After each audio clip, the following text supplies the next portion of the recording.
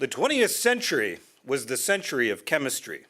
With chemistry, we developed new compounds that improve every aspect of human existence, from medicines to smartphones.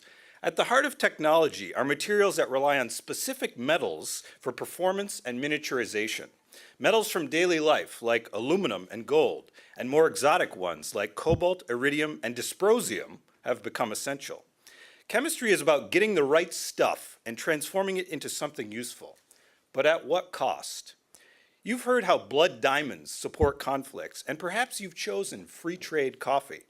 But have you considered that the cobalt in your smartphone may have been sourced from child miners in the Congo, or that the lanthanum in your electric car created tons of radioactive and acidic pollution?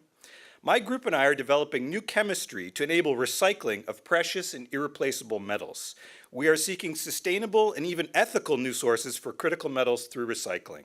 The 21st century will be the century of chemistry through sustainable processes that support humanity at a high standard of living and low environmental impact. Through the power of Penn chemistry, the future looks bright. Thank you.